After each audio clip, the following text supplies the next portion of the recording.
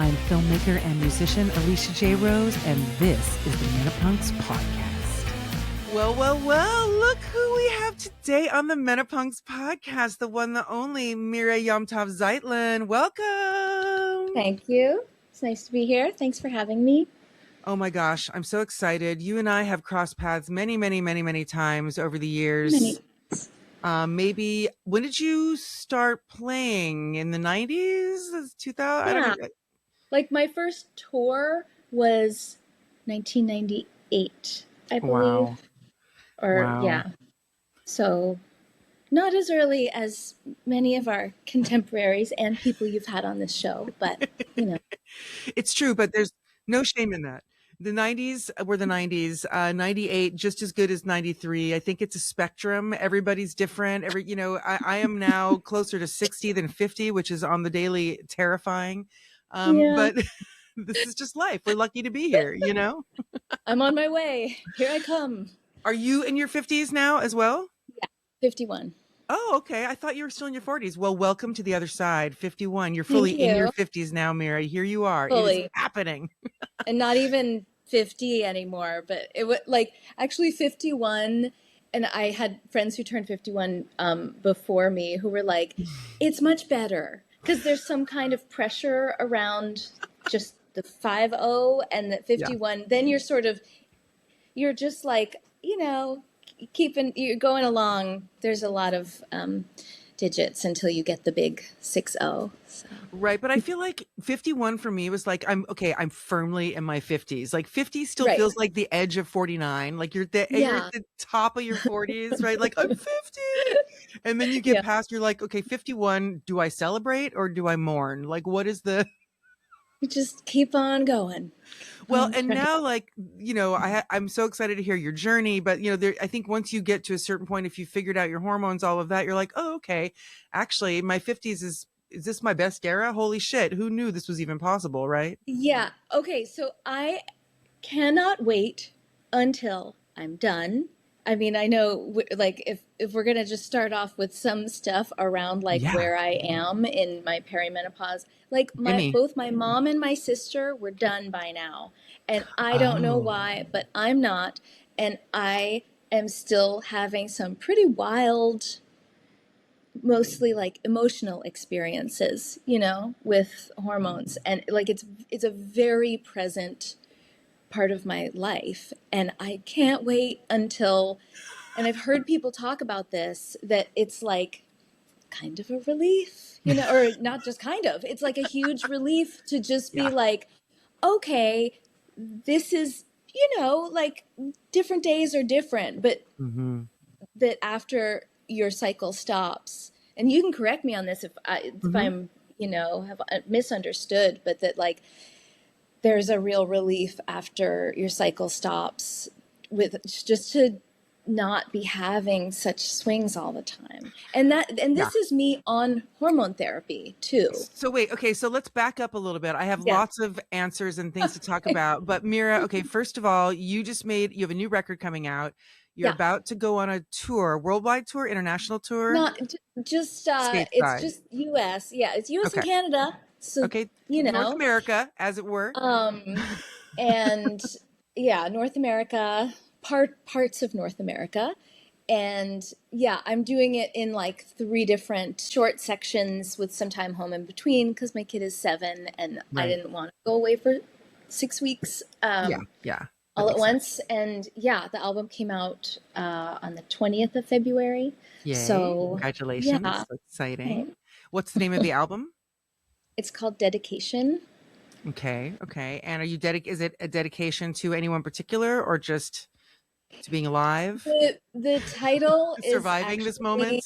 The title is I feel like dedication is one of the more important things that humans or all animals, even plants, like you're dedicated to whatever it is you do. And especially these probably past like 5 to 8 years going through things, you know, like my physical aging. The world outside is its own mess, you know, But like just on it's a very personal record. And so there's like, you know, losing my dad, there's experiencing pregnancy and childbirth and taking care of an infant and helping him grow up into a little person, and having that, you know, still every single day, all day, be a pretty big part of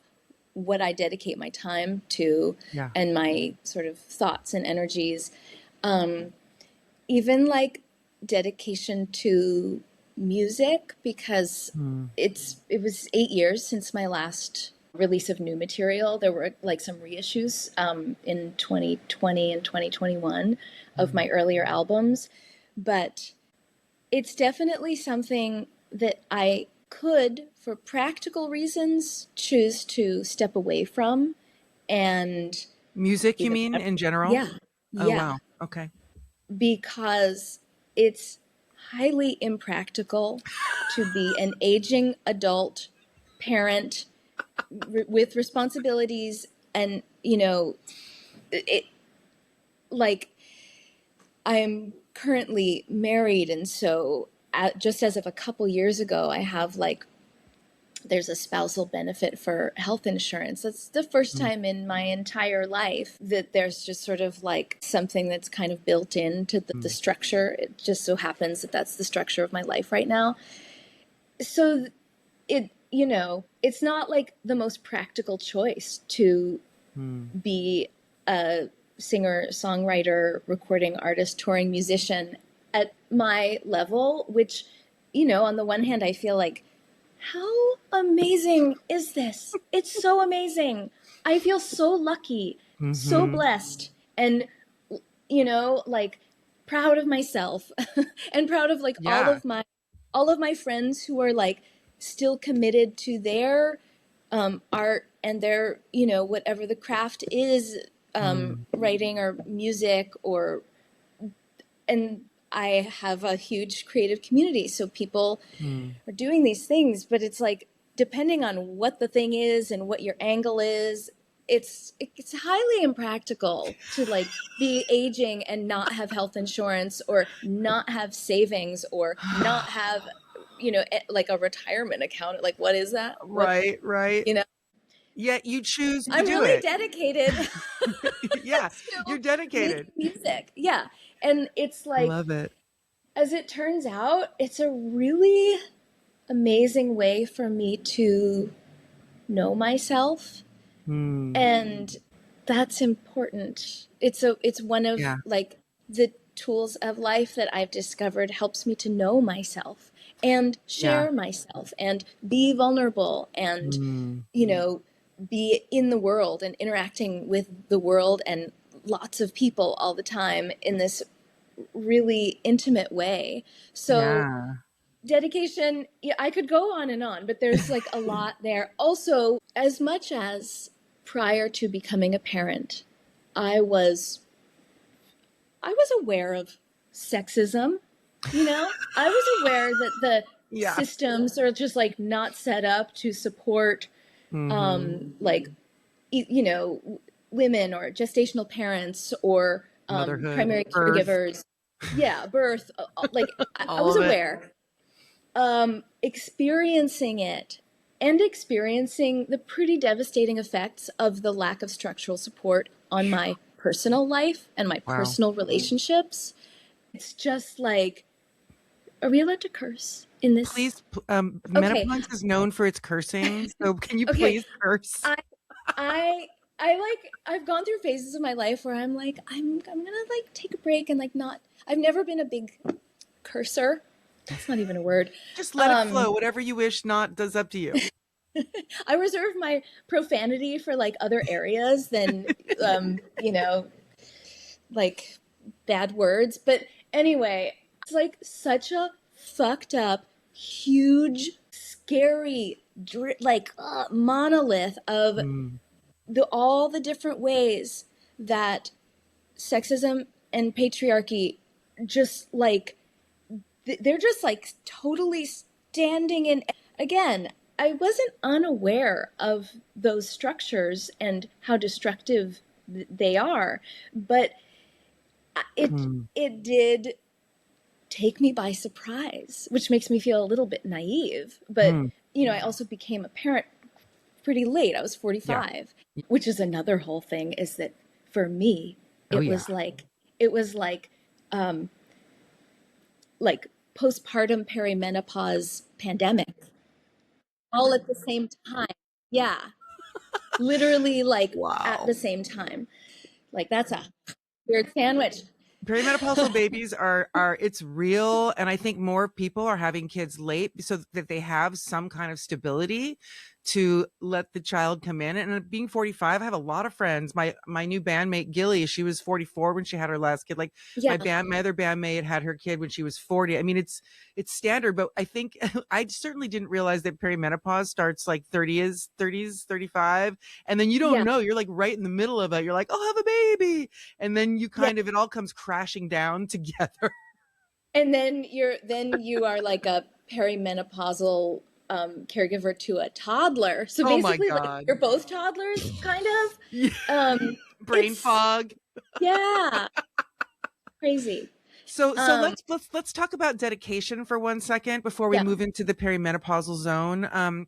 I love that you call it dedication. It's such a multi-meaning word, right? Like you could be dedicating something to somebody, but really the idea of the act of dedication, right? Like you are dedicating yourself to something. And you talked about how music is sort of how you are able to access vulnerability and how you're able to communicate to people, maybe not inside your shell, like stepping outside of your comfort zone and having to be in front of people, right? And I relate to that so much. As you know, I'm also a musician, and I've been playing since the early 90s, accordion to begin with, and many other things. But I agree. I think my instinct isn't to go on stage and share. My instinct is to not do any of that. But yet I love playing music, and it's become such a spiritual channel for me where I can open myself up to receiving and to letting out sort of what's in my soul and what's coming at me like nothing else, right? Like there's literally nothing else I can do. Granted, I'm Jewish. I'm not going to church. There's no gospel, right? Like,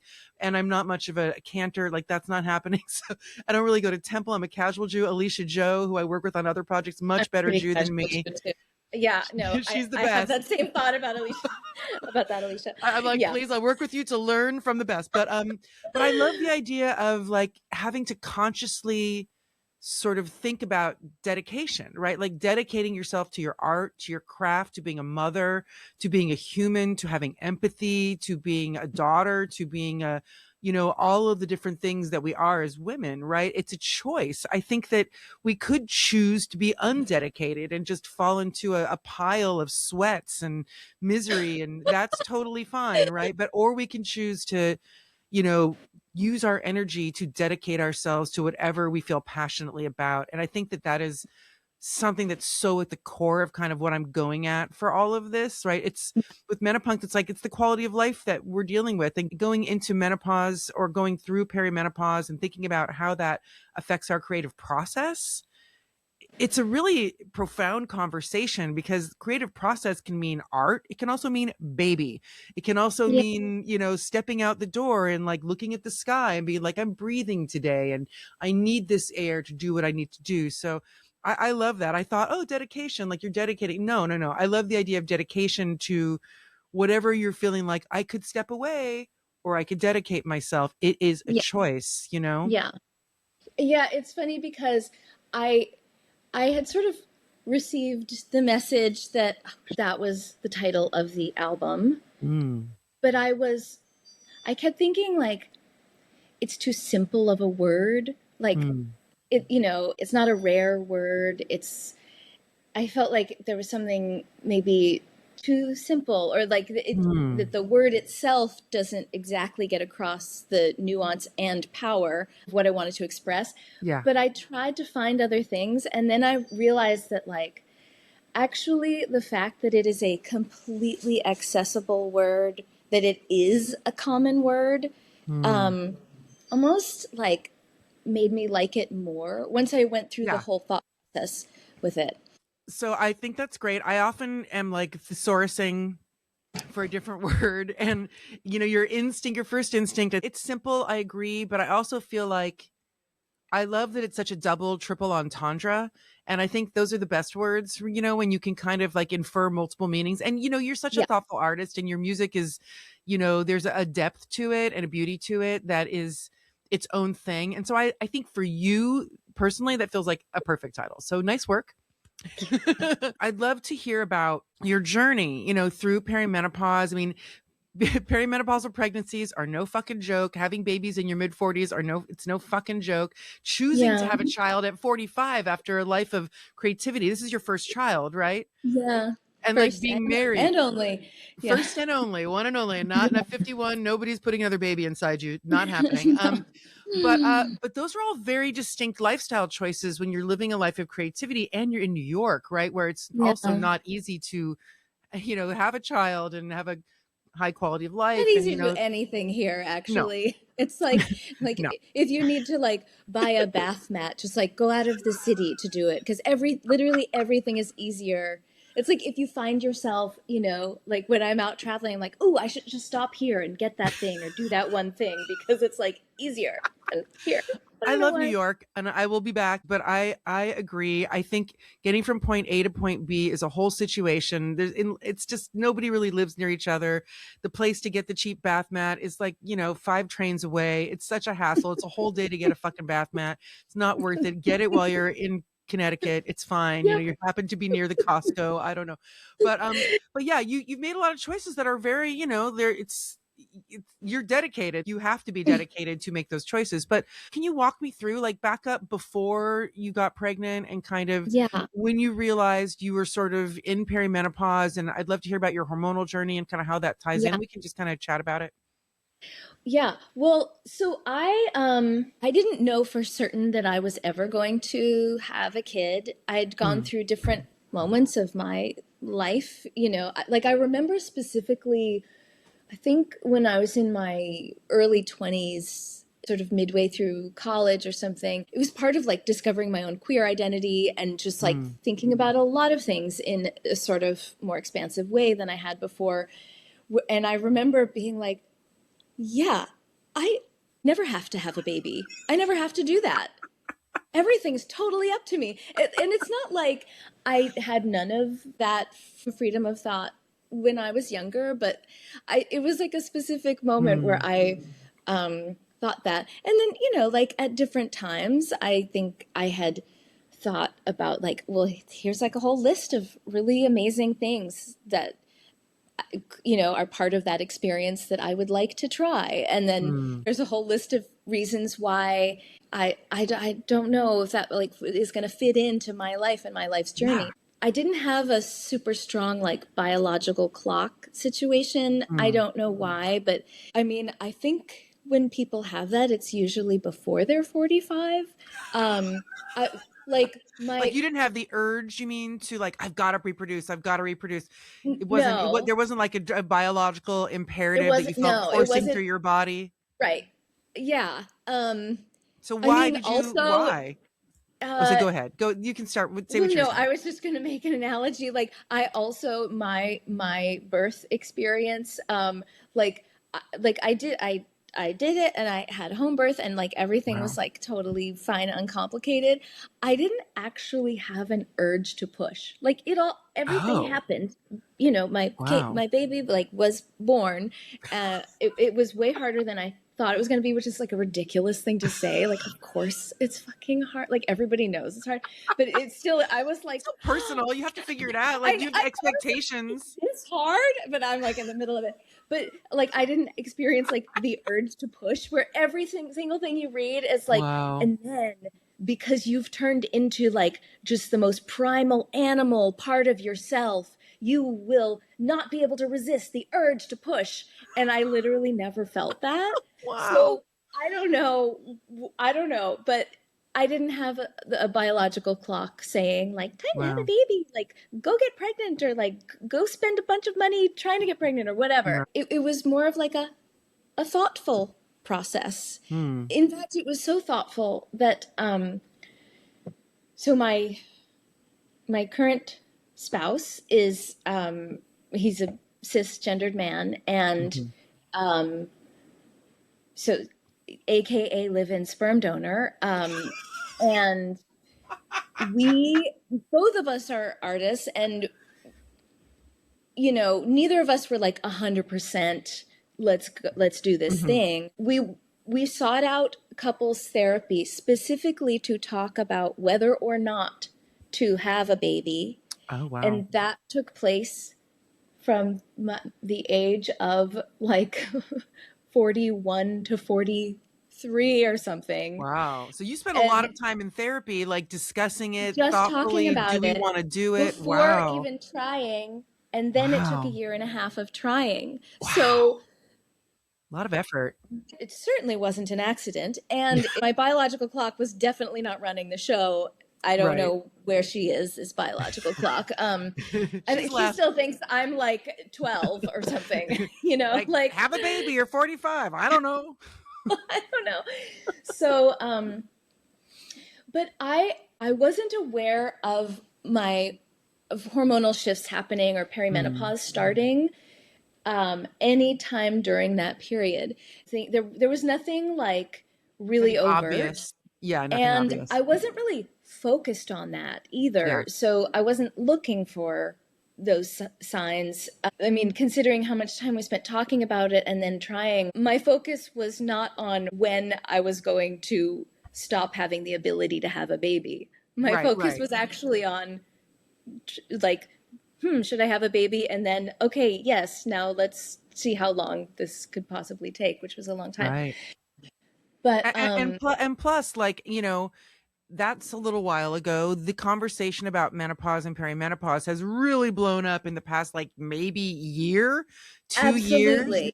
And so it's not like we were having these conversations as openly and as fluidly 7 or 8 or 9 or 10 years ago. I mean, I was, you know, in my 40s, not knowing what the fuck was going on. It took me until I was probably 51 to even understand. And that's because Gen X started complaining all the time about it. And we were like, oh, this is happening to you. This is happening to me. Wait a second. And that whisper network, you know, really started exploding. And also our moms didn't tell us shit, really. They just kind of, what I'm seeing is a lot of our mothers, I mean, I don't know about yours, you should tell me what she did, but a lot of our mothers really just kind of like, they like tuned menopause out because they didn't have any choices, because they were robbed of hormonal care in 2002 by the Women's Health Initiative study results saying that hormone therapy caused breast cancer. So like a lot of our moms were ripped off hormones or told there was nothing that could be done for their misery, so just suffer. And I think that caused them to not necessarily tell us anything. They're like, well, it's coming, and prepare to feel miserable and be invisible. Go. Have fun. Enjoy your youth while you've got it, ladies. Bye-bye. I mean, in addition to a lot of other things, like a lot of other areas of generational wisdom that were just like chucked out, you know, at different eras for different bad reasons. Yeah. You know, my sister is 2 years older. Okay. And she had a kid at an earlier age than me. So like my kid is 7 and her kid is 19. Oh, wow. And so many things around perimenopause, menopause, understanding hormones, even like just the fact that it's, I think, pretty common knowledge. It seems like part of public discourse that people know that there are like hormone receptors all over the body. And that's for all genders everywhere, of people, humanity, and for all of humanity, and like everything about like neuroscience, like having a kid now with all of the knowledge and all of the advances in neuroscience and brain imaging and really understanding how the human brain works. And there's still more to know, but there's like so much information in all these different areas that, like, you know, my sister did look into hormone therapy, but like I started earlier in my journey than she did in her journey, even though she's 2 years older. Wait, in perimenopause, you started having symptoms and understanding you're in perimenopause before she did, even though she's 2 years older? Well, it was almost more like concurrent, or like instead of it being like, you know, I'm your older sister, so of course I'm going through this experience before you, and let me tell you about it. It was sort of like both happening at the same time. Probably So double holy shit. Basically, you're like, oh, fuck. yeah, And also, you had a baby, which, as you probably now know, when you're in perimenopause, you have those beautiful perimenopausal babies. Often they precipitate like a massive hormonal crash and like a real deep dive into perimenopause because your body, I think bodies have a hard time recovering from childbirth yeah, in their 40s because your hormones are already all over the place. yes. I mean, I definitely experienced that Mm. it in pretty intense ways. And for me, that was sort of like it led directly into the pandemic. Our kid was 15 months old when lockdown happened. Oh, God. And so it was wildly difficult. And Oof. this is a thing about wildly fluctuating hormones and like new parenthood and perimenopause is like some of those fluctuations are super high. And I was just like, this is the best thing ever, right? Just like drugged out on like, all of my bliss hormones and just be like, woo! And then it would just be like this crazy, like Wow. anxiety monster. Jekyll and I Hyde. think it's, yeah, it kind of like accentuated the the depth of the lows and the height of the highs. Wow. I mean, we are just such a bag of hormones, man. I think that understanding that hormone receptors are in every part of the body, I certainly did not get that until I really started like kind of becoming hormonally radicalized, which is what I call Yeah, it. Because I really did. I mean, I think our whole generation really didn't get it. Most of us still don't, even though we're yeah, going through it. We're like, why do I feel this way? I'm aging. I suck. I'm dying. But and I swear, most of the people I talk to about their experiences in perimenopause and menopause, there's always like some moment where they think they're dying. They think that they're on their way. I thought I had hip cancer. Some people uh, think they have brain tumors. Other people think they are going to have a heart attack because they're having heart palpitations. And the list is yeah. so long. But Or like, I am officially psychotic now. There could be no other diagnosis. right. This is it. Well, why would you? I mean, you can only live in the moment. You can only feel your body when you're feeling it. And if you're completely over the edge on one side, I mean, that's sort of the danger, I guess, of having a baby really late, right? Because, you're not in the juiciest part of your hormonal sphere, right? Like, which might Yeah, have been maybe 10 to 15, 20 years yeah, when you were getting shit done. Look, I'm the same way. Like, I was like, I never had a child biologically. I'm a stepmother now. I love my situation. But at the same time, I had really a lot of the same thoughts as you. I was like, I have a lot to do. And I yeah, also, if I'm going to do this, I want to be with a partner I can trust who wants it as much as I want it. Cause I certainly don't want to be the person doing all the work. Cause I'm an artist. I want to do things with my life, which is a very feminist point of view. Right. Yet it's nice when you found a partner that you really trusted. It sounds like, and you were intentional. You went to 2 years of therapy. I mean, that's amazing with your partner, but I then mean, you I made will that choice. say, if you listen to the record,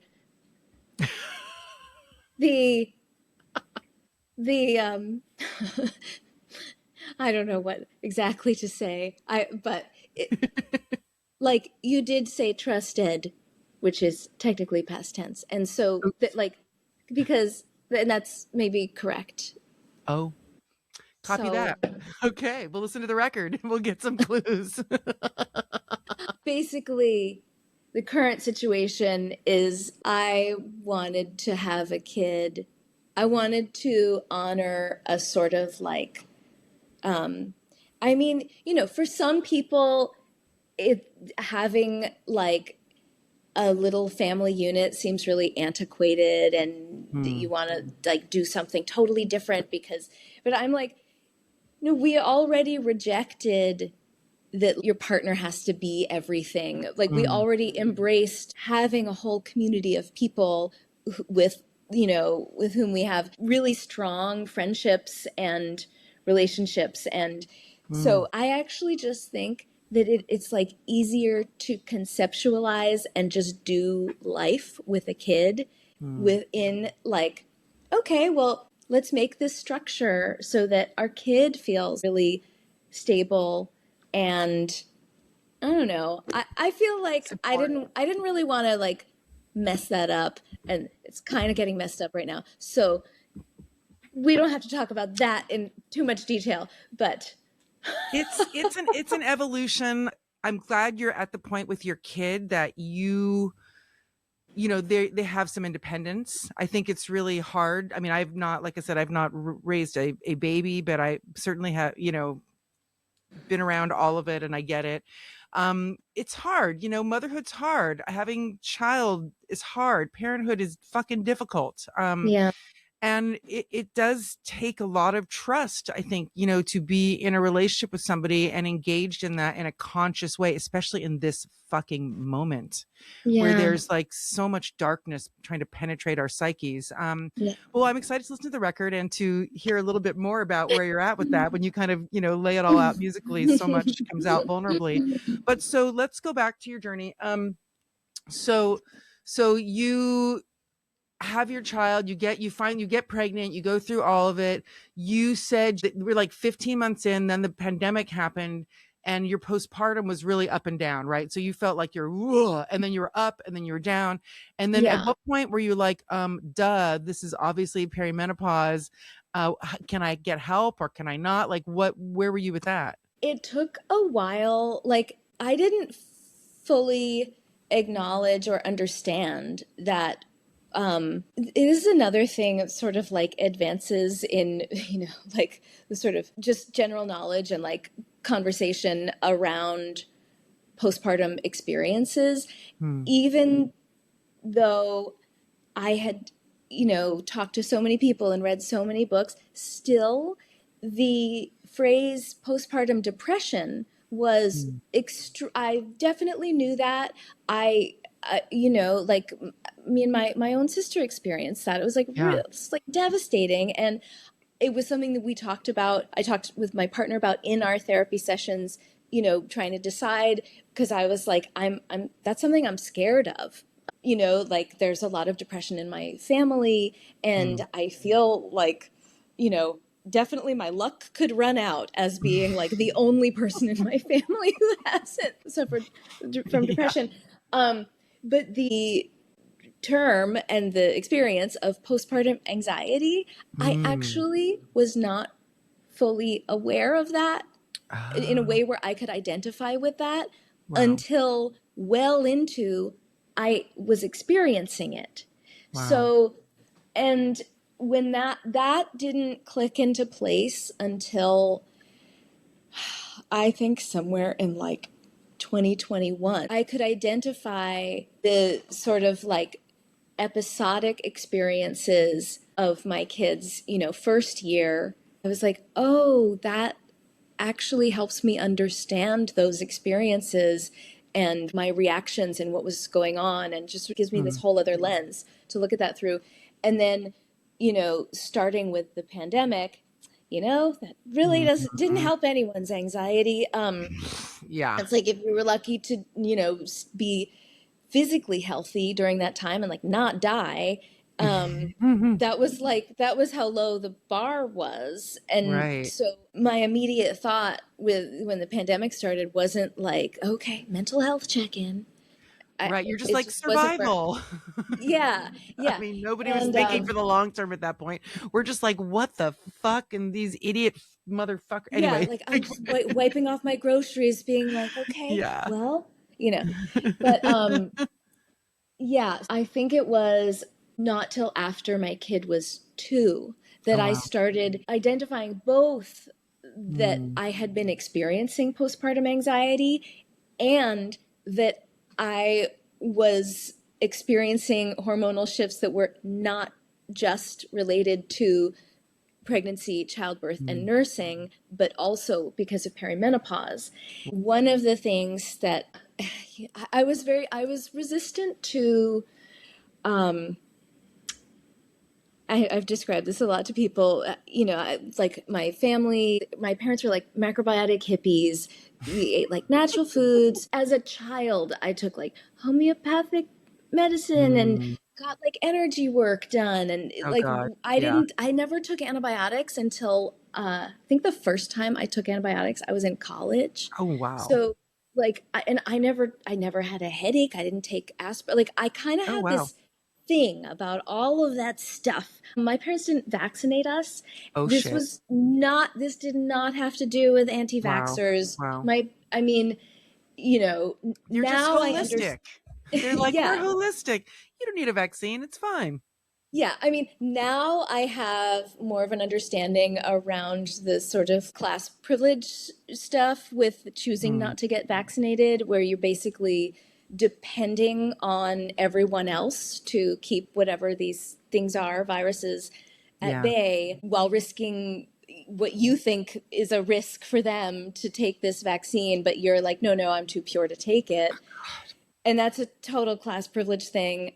I don't think my parents were like free of that framework, Right, but they right. certainly, there wasn't like an anti-vax movement. It was a different thing. They were like into natural foods, and I They think made their vaccines, choice, and they made you've their choice. survived, which I'm Yeah, happy we that were you like made it. super healthy.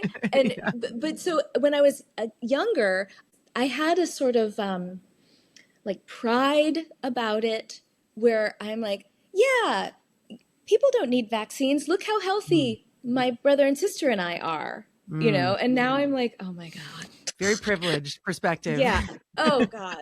Yeah. But that is also part of what led me to feeling like generally suspicious of anything, not having to do with the capitalist aspect, but like the big Western pharma stuff, like medicine. the stuff Yeah. they make. Yeah. I'm like, I don't believe in that. It's all bad.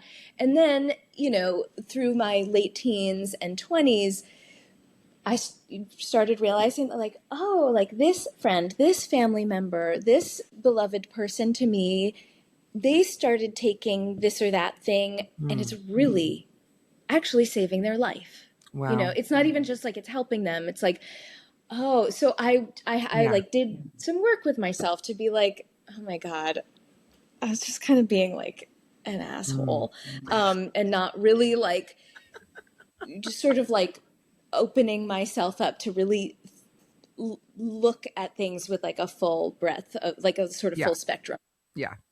Perspective. perspective. Yeah.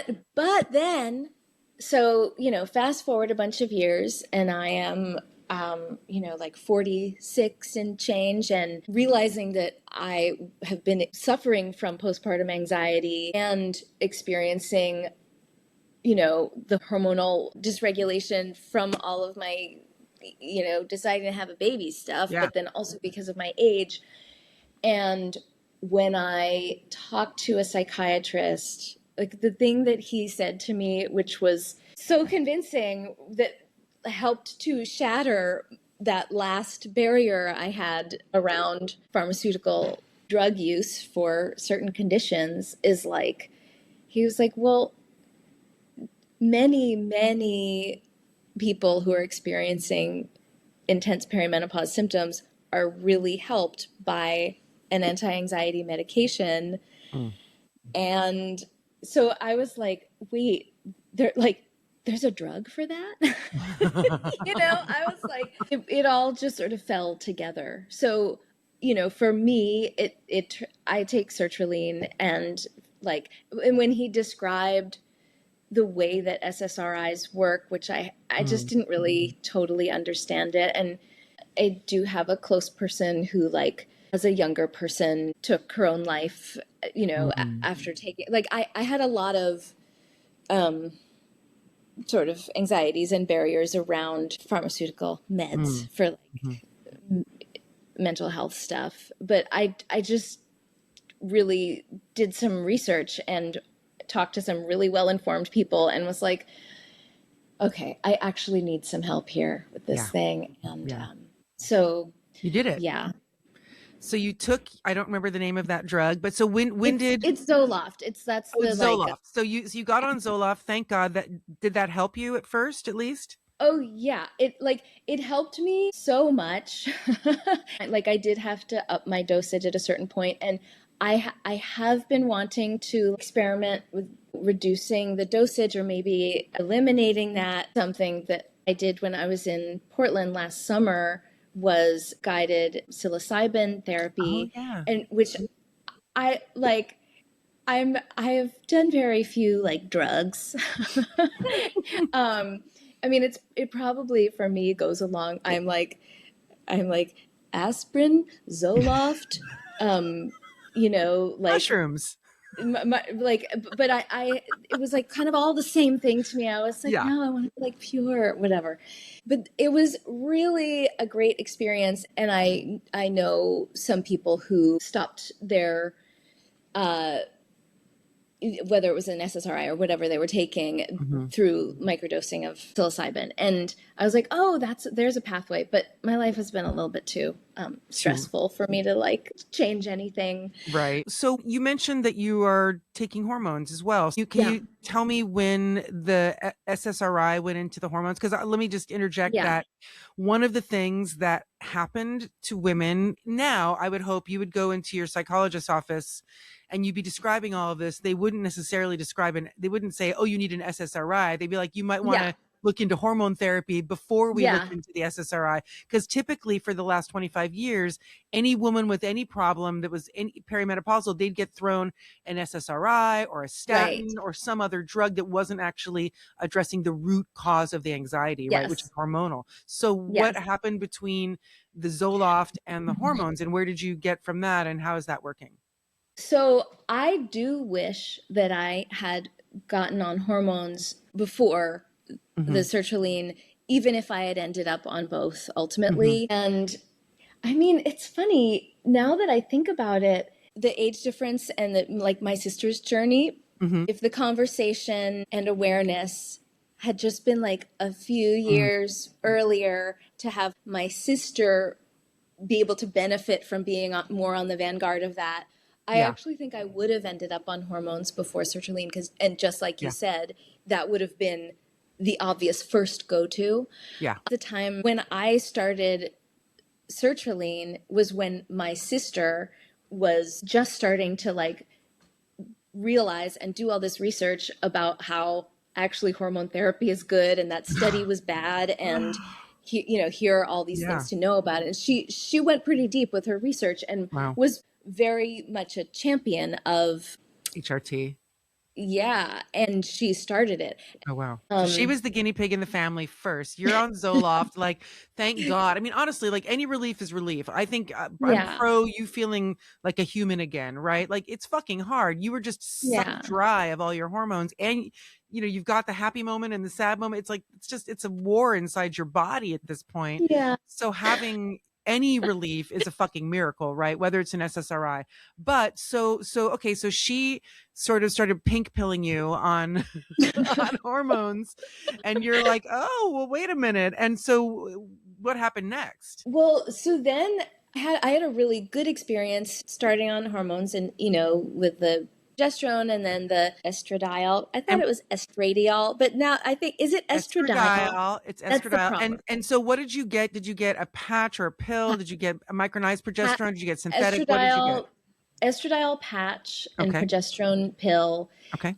My experience, the sertraline, I felt immediately stabilized. And then there would be some rocky moments, and that I didn't have to change medications, but I did change my dosage at a certain point. With the HRT, it was like back online. It was like I'd just been like, I want to, but how? About like everything.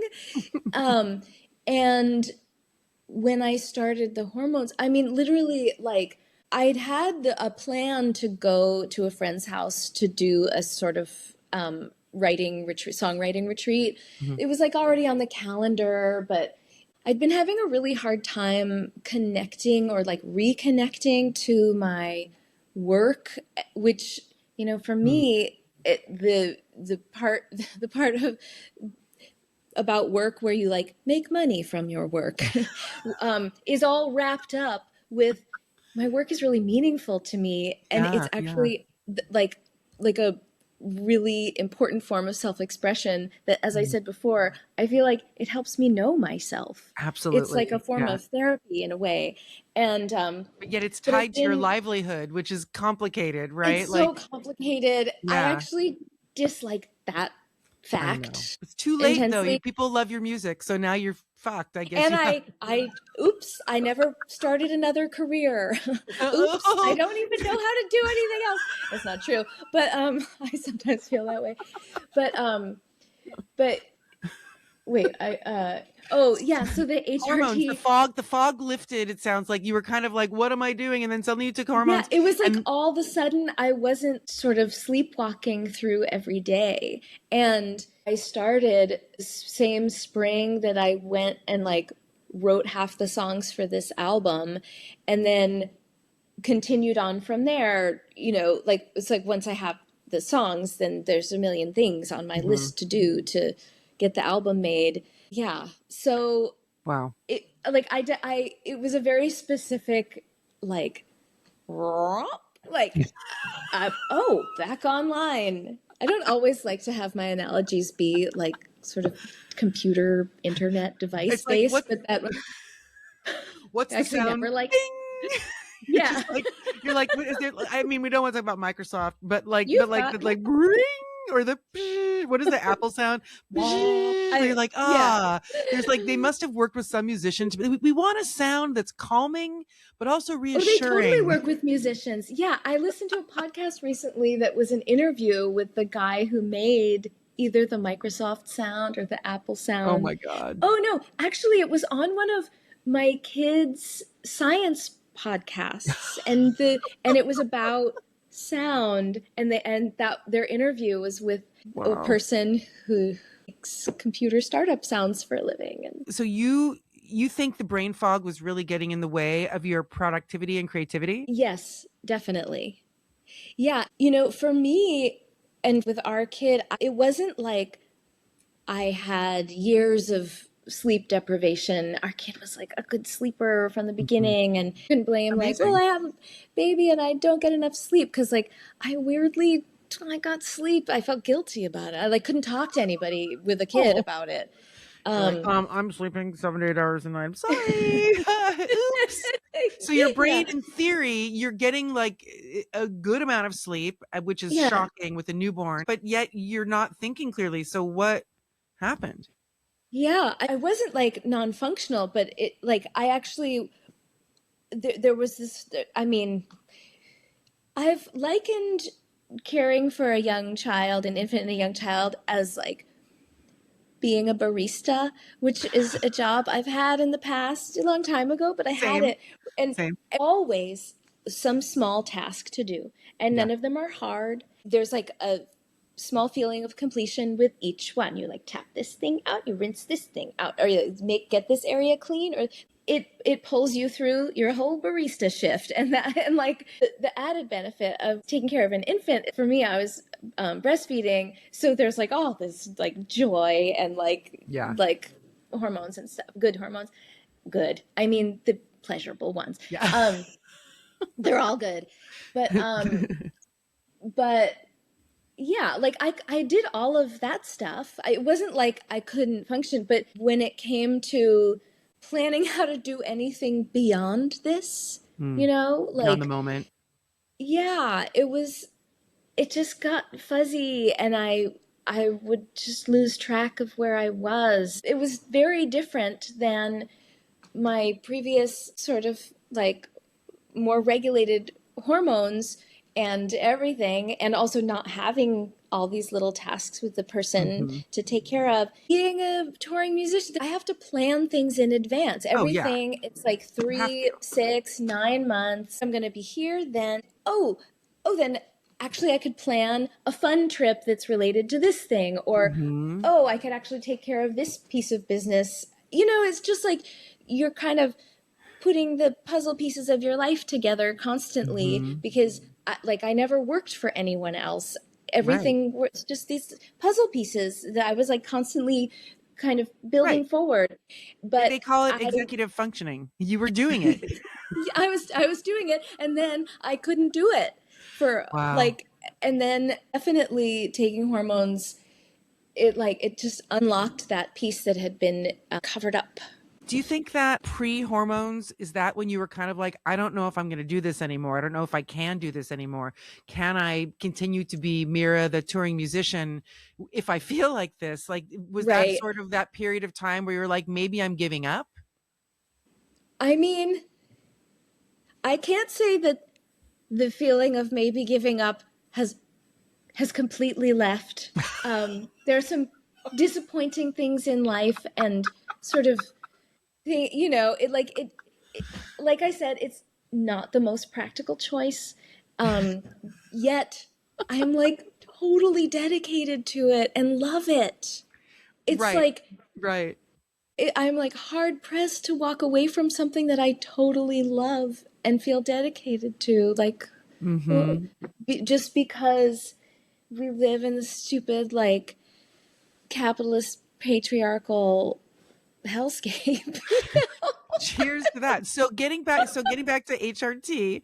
So you, how hard was it for you to get HRT? I guess that's my first question. Was it easy for you? Oh, Was it hard for it you? was, yeah, it was not hard with my sister's encouragement and just sort of like her kind of running down all her cliff notes or something. Cause She she'd did all like, the hard work. She did yeah, all the like I didn't research and have she's to like, go okay, down here's what you all do. the rabbit holes. Yeah. I And, love that. Nice to have an older sister to do that. That's great. Not everybody has that. That's pretty lucky. I know. Yeah. And the timing of it too. Wild. And my cis male partner, he does have a lot of really close women friends who are all Mm. our age. And I asked one of them, like, where she went, because I knew that she'd started hormone therapy. And she told me about, like, this one place in Lower Manhattan. And I just made an appointment. And now that's the place where I go for all my needs. Yeah. And so it was not hard. It was 2 years ago. Okay, so you've been hormonally optimized, as it were, ish to 2 years ago. And do you feel like all of your symptoms have kind of faded away? Are you feeling pretty focused and optimized? Does anything break through? Well, focus has stayed. I feel like my sort of emotional dysregulation, there was like a golden period. And I mean, the other thing, like, it's like every single person, there's so many factors at play. So for me, stresses in my personal life and relationship, they have a really big impact on me. So I was experiencing like a month ago, I was like, do I have like the most mild UTI in the Ah, world, or what's happening? Because I yeah. was like, keep having to pee, but there's like almost no pee, but it's not burning or painful. And I've not had UTIs like maybe once. I don't know. It's not like a big thing for me. So I was confused. And I started looking it up. And then, of course, I was like, of all the indignities, like, pile this one on top of everything else. The lining of your bladder and the actual tissue of your bladder and urethra themselves, it's also less plump. Not only is your face less plump, your fucking bladder is less plump, and it makes you more susceptible to a feeling of having to pee. Yeah. And I am just like, are you fucking kidding me? I talked to my sister about it, actually, and she was like, you should go back to your gynecologist and see if you can get a prescription for like topical Yes, vaginal estradiol. yeah. And so I went and I got it, and I have to say, I'm not totally sure. I love that this is just like I know that this is just like going out into the world, but I also feel very comfortable talking about We have to normalize these conversations. yeah. We have to have these conversations because you know what? Like, there are people still dying from having recurrent UTIs. Okay, that's just the reality. Oh, And vaginal estrogen is literally the one thing that can like bring your south mouth, I've been saying that, you're into I full like plump joy. And you know, that shit is yes. fucking amazing. Like, I feel like every woman at the age of 40 should be issued a tube that you can then just like smear around, because it's fucking Yeah. amazing and there's no shame to that. But that what you experienced is, I'm glad your sister told you, because that's exactly what you're supposed to have for that. That's incredible. Yeah. And okay, so this, it's like I don't know if I could draw the line directly to this, but you know, I still have a very regular cycle. I did have an acupuncturist tell me recently, she was like, it's good. It's good for you to you bleed first, you know, like have your cycle stay with you. But I'm very much looking forward to it going away. But for You're now, over it. I have it's still totally regular. Wow. Except for like a couple times when I was like, ah, is this then it would like go back to being regular. But so, you know, so I have that going on, I have, you know, some really difficult stuff in my personal relationship life, I was crashing hard and having like days in a row where I was feeling that like crazy feeling. Yeah, yeah, it was coming back. It was And coming back. and because it's like all the hormone therapy in the world isn't going to like save my relationship when No. things are, Yeah. and that's in and of itself is just, it sucks. It's really like heartbreaking. What can you do about that? I wish you could take something for that. But it was during those days that I started with the topical estradiol. And as of yesterday evening, this is like 2 days after starting, and I'm like, is this related? Is my like sort of stress, depression, like really dysregulated state, is that changing because of like the estradiol? I mean, maybe. It's hard to say. Here's a question. Has your dosage increased at all in 2 years? Have you stayed on the same exact dosage of the patch? I have stayed on the same dosage, but I should have asked about it the other day. I was like, maybe if I'm starting with the topical, I shouldn't change something else at the same No. time. But it has occurred to me, I do have one friend who had fairly early onset insane hot flashes and just like a really extended Yeah. period of perimenopause, who at one point was prescribed max dose, and it was just like boom, done. But you can't stay on max dose for too long. I That's can't remember. actually not true. Just so you know, Okay. that's all. The Okay. not staying on max dose is bullshit from the Women's Is Health it dependent Initiative. on the progesterone or? Progesterone might raise as well. Like I'm just going to give you an example, a couple things to think Okay. about. Wait. I started at 0.05. I take the pill, not the patch. I probably 2 years ago ish, I started on 0.05, which is probably what you're on the patch. I think mine is 0.03, but I changed it Oh 3 God. times a Okay. week. You're on very little fucking estrogen. You should know. And let me tell you, They cheated me? no, they didn't cheat you. They started you. Again, the old thinking with the WHI is lowest dose, shortest amount of time. That is not Yeah. the way it should be. Lowest dose is not a bad thing. Right. Everybody should start at a low dose to figure out if you can tolerate it. But we Yeah. start to need more estrogen. Yeah. And so titrating up is super important to combat symptoms. And one thing that a lot of the doctors that I've talked to have said is that, sure, you can wait to talk to your doctor, get a different size patch, or you can fucking cut your other patch in half and put it on you on top of the patch you've got, or put 2 patches on and see if Yeah. that's changed it. Then contact your doctor after you did that if you feel significantly better and be like, I need a 0.75 patch because I have Yeah. 2.375 patches on and now I feel like a fucking human, where I was really suffering from, anxiety. Things were coming back. So Yeah. that's really important. Another thing to think about is that the vaginal That's a estradiol good is reminder. Yeah. topical and has nothing to do with systemic estrogen. They are Right. completely different. So you're going to use the yummy gooey business to get your vag all where it needs to They be. have me on there. It's like a little pill. It's like Wait. They gave you, hold on. They gave you a little like pill to insert versus the cream. yeah. Okay, get the fucking cream. Stop it. Okay. Wait, will you tell me?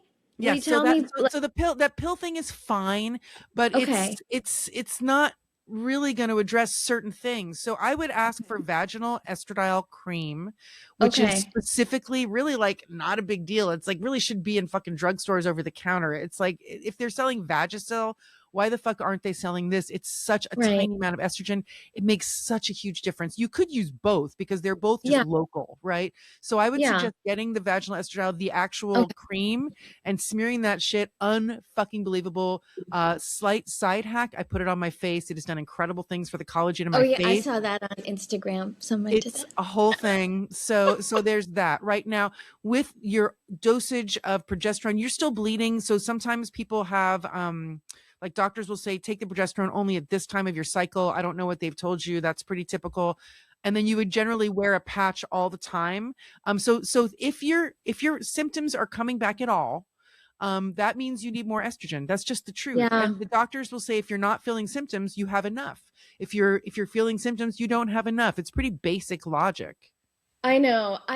It's funny. It has occurred to me that like maybe as my body changes, this particular need that has shown to be effective and not problematic could also increase. Yep. It will. And even more so But once I think you're, the other day, like when I went in for the, and I could have looked into it on my own before going in about I didn't even know there was a pill. Like that didn't, I assumed I was going to go home with a tube of stuff, yeah, but yeah. I didn't even know. Um, but yeah, I think I was like, oh, well, maybe I shouldn't ask about raising the dosage of the patch yet because I'm No, doing this fuck other that. change. But yeah, Fuck okay, that very shit. good. Thank you, Dr. Rose. Thank you. Yeah. I'm not a doctor. I'm not recommending anything as a doctor, but Sorry, I yeah, I will didn't mean say to that say that. like people do not be afraid of needing more estrogen. I started at 0.05. I'm at 1.5 now. And my progesterone almost doubled to be at the same Okay, level. Like they need to yeah. kind of be there similarly. Super important. And look, like, you're going to take this till you die is the deal, right? Like this is how it is for us. Like women go off a fucking hormonal cliff, which is an extraordinary hormonal deficiency, which is literally the equivalent to male castration. That's what happens once we're in menopause. Just keep that in mind, right? Like if you were a dude, your balls fell off, now you're menopause, right? Like would a guy not be prescribed a thing to help them? No, they'd get what the fuck they needed. So Shouldn't remember, that like, be a chapter in the lesson plan for the doctors? They girl, should. hopefully eventually it will be. I mean, look, we are dealing with battling 24 years of misinformation that is so Hmm. baked into the medical system that most doctors just don't know what's up. They don't. They if they don't treat menopause as a specialty, they have to seek out that education. And most doctors aren't Yeah. seeking out education. So we're just kind of left to self-advocate in a system that doesn't know what to do with us. So I believe it's our ultimately it just of course it's Gen X's responsibility to fucking rattle the cage, because Yeah. I don't want to wait for someone to tell me if I can feel good, motherfuckers. I want to feel good right now. And if there's a hack, if there's a way, if there are bioidentical hormones that match what's in my body derived from fucking yams and soybeans, I want that shit. Smack me up, bitch. Yummy. So I want those soybean things. So I'm gonna we have to kind of start thinking about getting towards the end, but I'm gonna ask you a couple questions that are just a little more general. Um, Yeah. why do you think, I mean, it was easy for you to get hormones, but also you had some privileges. You have a sister who was kind of doing it before you, kind of deep diving. And you live in New York where there are providers who are And I'm willing, cisgendered too. and you're cisgendered and you're a white woman and you're all, you're all these things, right? Yeah. You have privilege, you have access, right? Absolutely. But most women don't have access. A lot don't. And to understand sort of the crisis that we're in 2002, when those shitty results came from that study, 40% of women were accessing hormonal care. That's a huge number. Right now, just guess where we're at. I don't know. Just guess for the It's, hell of it. It's like a jelly bean thing. um, How many beans in a jelly but bean what do jar, I Mirah? win? Um, You win knowledge. You um, you win anxiety over the world being fucked. I mean, it's probably like 20%. Under Is it less? 5%. So Ooh, we went okay. down so far after the WHI. Women were yanked off hormones. They pulled themselves off. This was information that went to the press that terrified people, that over Yeah. 90,000 women, there's been a study, over 90,000 women have died because of this misinformation. It's a fucking crisis. And still to this moment, under 5%. That means that 95% of women and people assigned female at birth are not having access to hormonal care because of all these fucking hurdles that were put into place by Yeah. these lies. So why do you think it's so difficult for women to access hormones politically or societally? In addition to that, I think, depending on where in the country people are trying to access care, Mhm. because conservative America has gotten so fucked up around like, trans healthcare and access Gender to affirming hormones. I care. think I think that is part of what is messing a lot of things up for obviously trans people. Just there's so much unwarranted suspicion and fear Mm. around even like probably talking to patients about it. So like in addition to all that stuff with the study and, you know, even before that, it's like, well, there's not adequate preparation and education for medical professionals Mm. that this is literally just a fact of human life. And people who have a uterus and ovaries,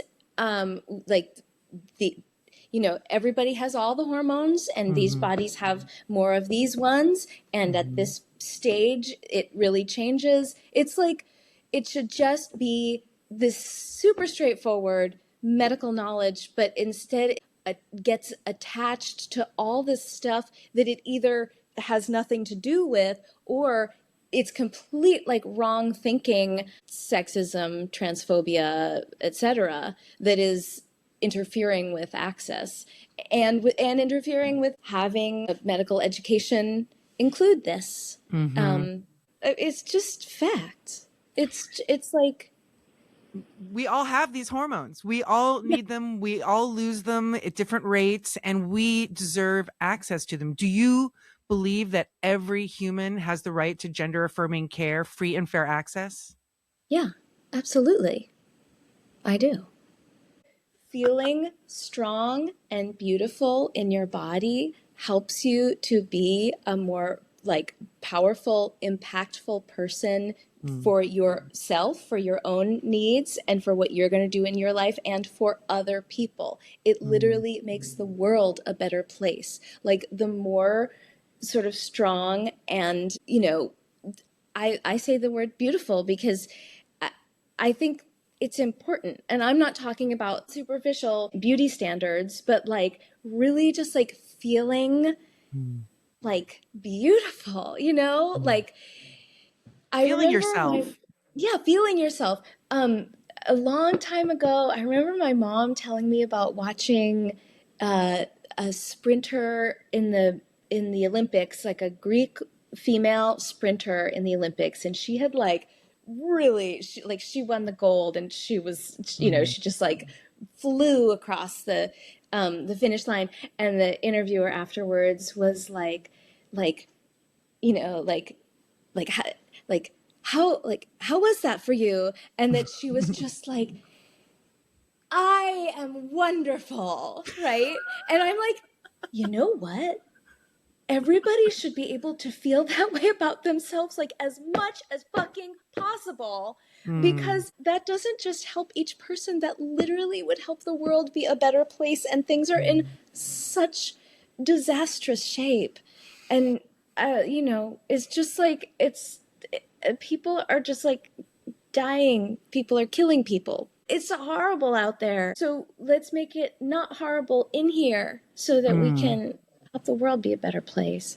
So starting by helping yourself, putting your own oxygen mask on, finding help through hormone therapy, finding help through whatever, antidepressants, whatever you need to get there, to find your center. So to sort of close, I'd love to know, I'm an optimist, Mirah, cautious, cynical, but optimistic. And I really believe that like the hormonal crisis we're in is tied to the political crisis that we're in, because I look at this world and I'm like, where are the women? Where are the Gen X women besides the stooges that they're using who are fucking red pilled or something? Where are we? Right. And I think, well, okay, hold on. 95% of women are not accessing hormonal Yeah. care and have been restricted without their consent from this, and doctors haven't been taught.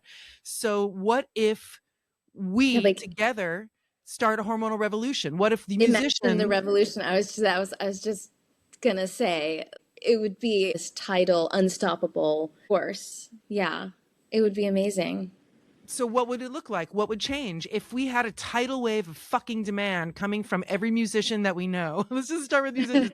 This is why I'm doing this, because I'm like, well, I know all the musicians, and this is a Yeah, conversation not being had with us. Like I hear in the echo chamber tons of menopause specialists, occasionally influencers, all of that, but I'm not hearing from you. I'm not hearing from Corn. I mean, I am now because I'm yeah, doing this, but I think it's yeah, so important to hear from us, because whether we had access or didn't or whatever, like our stories are messages in a bottle, right? People can yeah, relate, they can understand. But let's like zoom out for a second and look at the world. We are all fucking terrified. This is scary, but also I think it's an opportunity. They have revealed themselves to be absolutely depraved on every level, pedophiliac yep, criminals. I don't know how else to say it. And yet at the same time, Gen X is like confronting perimenopause and menopause and the millennials. And we're like, whoa, whoa, whoa, our worlds are destabilized beyond the actual world being destabilized. And we're asking for help, and we're demanding it in a way that no other generation has ever done. Yeah. So if we are able to access it, if we as artists start ringing the bell, rattling the cage, and things Yeah. do shift, if we create a hormonal revolution, this tidal wave, what would the world look like? How could this I change? mean, so basically, like, the forces that are holding that back and have remained successful to actually a large degree, if this 5%, 95% act is true, this is sexism and patriarchy. And also, there are lots of people who stand to benefit from continuing with the status quo. But yeah, just imagine, like, it literally could spell some toppling, and like some, like, a real restructuring of power, which, well, I think we need there we it. go. That's why there's such resistance, Yeah, but they know if it could happen, I mean, it's going to happen, there Mirah. is, like, and I like that you said you're a cynical optimist. I guess I am too. Because I feel like there's so much potential. I feel like planet Earth is a pretty unique, incredible place. I feel like human beings, we are an amazing animal. I love all the animals. I have a kid. I read about all the animals. I know so much about all the animals. And like, they're all great. Not to be exceptionalist, but like, humans are amazing. And so instead of having this thought like, wow, humans are amazing, turn into this stupid power grab and hierarchy, what if it was like, okay, we're going to realize the full potential of this beautiful planet and being this incredible species with like brains and these highly complicated but very cool bodies. It's like the sky would be the limit. Like all of those ideas that my kid has about like sort of planning future, right? It's I and love it. I'm like, let's do that. Like, let's have there be no fossil fuel dependence. Everything is right there. It's a choice. And there are just right now there are too many people who are like choosing destructive, wasteful, sexist, homophobic, transphobic things. Like, yeah, if we get, even to 50% from 5%, it could just I'll take be, 10. Like, I know, right? Yeah, like starting bid for give us our fucking hormones, bitches. I think that yeah. I do. I think, right, like there's a chance where, I mean, look, we can no longer resist. We have to revolt. That's my perspective. Like, there's no resistance. Fuck your resistance. It's revolution now or it's nothing. And we have to remake the system. The band-aids aren't going to fit anymore. They're falling right off, just like the patches. You know what I mean? Like, you've got to don't sweat too much. But I really think that, like, I mean, I have hope. I have to have hope in this moment. I want a world for my teenager where he's not, seeing the world blown up by idiots who are trying to distract from their own sins, right? Yeah. It's really just so tragic to watch it all go down. But also, maybe this is the death rattle of white male supremacy that we've been waiting for all along. Was it going to be pretty? No. But I mean, give me the popcorn. You know what I mean? Yeah. Like, as long as Yeah. I'm on hormones, I can enjoy that popcorn. I think that's how do you feel? Yeah. Yeah. I mean, I feel like there has to be an end to these systems and these structures that are so destructive and really holding not just women, like not just people with uterus and ovaries, but like holding literally like humanity. And therefore, because humans kind of have all the other animals and plants and the whole earth holding the yoke.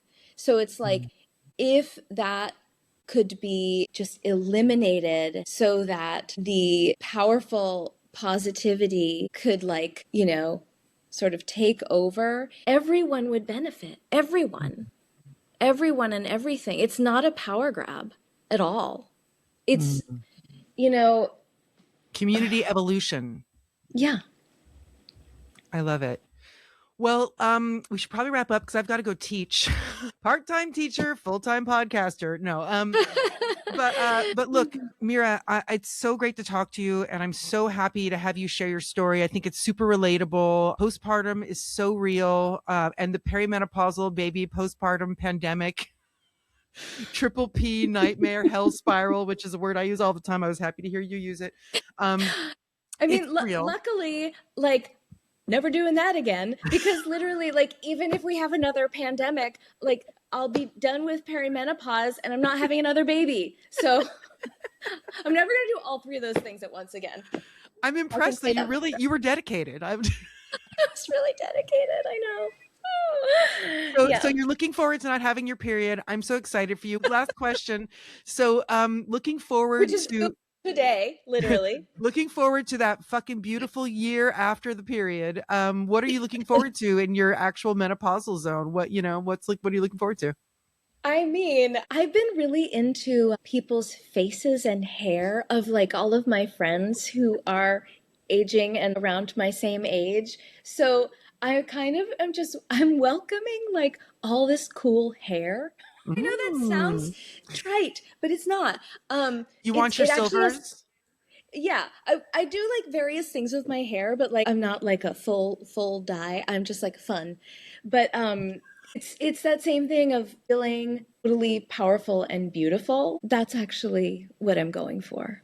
So maybe easing into and really accepting, fully embracing your crone age.